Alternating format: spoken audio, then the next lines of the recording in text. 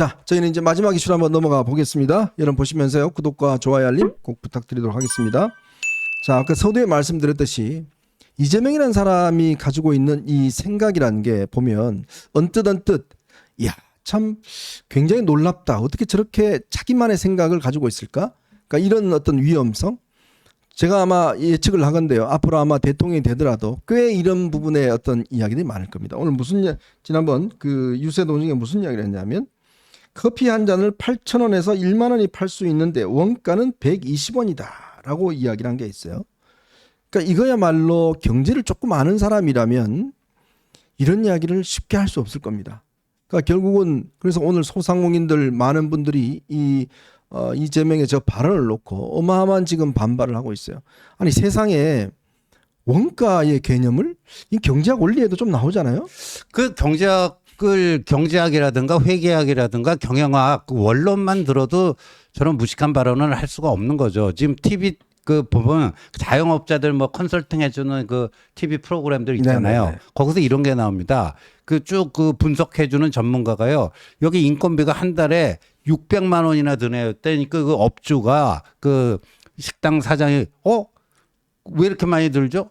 저는 한 350만 원만 드는 줄 알았는데요. 네. 딱 그러는 거예요. 그랬더니 아니 사장님 노동은 공짜입니까? 그렇죠. 왜 직원 거기 2명인가 알바 직원을 쓴대요. 네. 왜 그것만 인건비로 잡느냐. 당신 노동력도 공짜 아니다. 그렇죠. 그거 당신이 여기서 쭉 일한 시간 그 최저 시급으로 계산해 봤더니 그건 얼마로 잡아야 돼갖고 인건비가 600만 원이다. 근데 인건비라는 게 원가에 포함이 됩니까 안 됩니까? 당연히 아니, 포함되죠. 그 커피집에서 돌리면은 커피 원두 재료비만 해도 그러면 원두 재료비만 듭니까? 이재명은 지금 원두 재료비만 얘기했는데 물은 안 듭니까? 전기값 들죠. 전기값 들죠. 그다음에 커피 기계 돌아가면 네. 그 기계 감가상각비 내야 그렇죠. 되죠. 그 커피 저 월세가 있을 거 아니에요. 네. 그 점포에 그 점포에 그것도 이렇게 n분의 1로 해갖고 계산을 해야 되죠.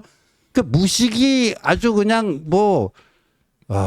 이게 초등학교 좀 고학년 되면 배우지 않아요? 원가의 개념을? 그러니까요. 이 원가 얘기하니까 오늘 한동훈 전 대표가 아주 좋은 지적을 했던데. 감독님 그 글 한번 보여주실까요? 한동훈 전 대표 올린 거. 이재명 의원의 원가는 0원인데 왜 이 억대 세비 받아갑니까? 그 얘기를 했더라고요. 네. 그러니까 김문수 후보가요. 이런 걸 할 수 있어야 됩니다. 사실. 대선은 결국 공중전이고 말의 전쟁이거든요. 네. 제가 저 부분을 보고 정말 무릎을 쳤는데 말 그대로 이게 커피 원가가 120원이면요. 이재명 후보는 국회의원, 그 이전에 경기도지사, 성남시장 다 원가가 0원이죠. 성남시장 때 월급 받은 것부터 시작해서 다 반환해야죠.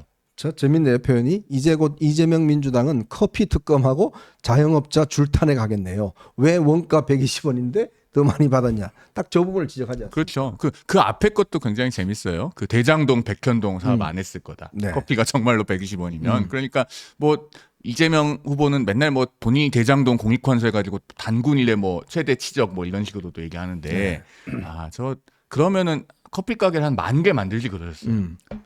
그러니까 이제 지금 보면 그 감독님 제가 문재인 그 평산 책방 커피 그 테이블 올려놨는데 거기도 아메리카노가 4,000원 받아요. 저 문재인은 엄청 지금 저 폭리 취하는 거 아닙니까? 그렇죠. 120원인데 왜 저기 악덕업자네, 4,000원어치를 악덕업자. 받아요? 예. 예? 그 이전보다 좀 싸진 거 아니야? 이전에는 뭐 6, 7천 원하고 좀 비싸다는 말이 있었는데. 저기 종류가 좀 다양하더라고요. 보니까 5,000원짜리도 있고 뭐 하던데 요즘 저기 또 가나요 사람이? 요즘 안 갈 것 그러니까요. 같은데. 저기 그러니까 그 평산 책방 그 월세나 이런 거는 에 비하면은 거의 그 서울에도 저거보다 싼 가게가 굉장히 많잖아요. 그렇죠. 좀 세긴 네. 세네요. 평산치고는. 예. 네. 자, 그러니까 이게 결국은 이 어떤 후보의 어떤 이 자질과 이런 것들을 좀 우리가 검증하기 위한 아주 중요한 잣대입니다. 사실 이게 별거 아닌 것 같지만 실제로 본인이 가지고 있는 이재명이 가지고 있는 게 저 사람은 그래도 사람들이 가지고 있는 게 뭐 행정은 잘할 거야. 뭐 이런 이제 환상들이 있잖아요.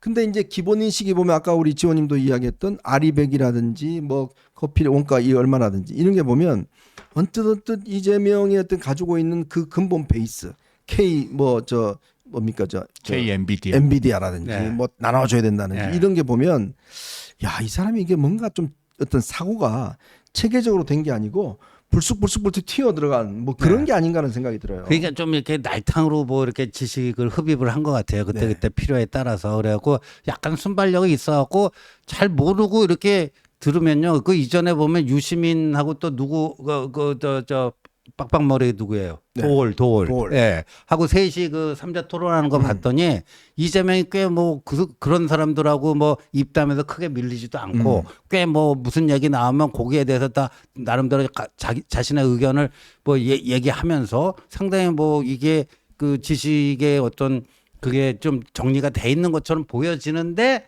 그게 날탕이라는 거죠. 네. 체계적으로 이게 안 된다는 거죠. 참 저는 이게 오늘 이렇게 보면서 좀 있으면 TV 토론 하겠지만 참 이번에 보수 분들이 아마 저 TV 토론을 보고 아마 어떤 걸 느끼실지 모르겠습니다만은 참 이 과연 나의 선택 뭐 이런 게 정말 옳았는가에 대한 부분에 대해서 한번 좀 스스로 생각해보는 그런 시간이 됐으면 좋겠습니다. 이게 보수라는 게 그래도 옛날에는요. 그래도 보수는 유능하다. 그리고 애국심이 있다. 이런 것들, 그 다음에 이제 이런 유능함, 그래도 저희가 경제를 좀 살릴 수 있겠구나. 이런 것들에 대한 어떤 환상이 있죠. 예전에서 이명박 대통령 경제 대통령 뭐 했잖아요.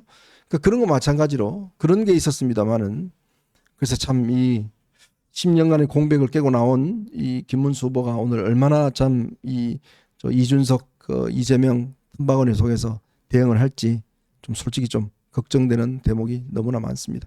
모르겠습니다. 하여튼 뭐 한번 바닥을 한번 다 드러내놓고 한번 봐야죠. 과연 이제 여러분들 선택이 과연 옳았는지 대해서 한번 보시면 다시 한번 느끼시.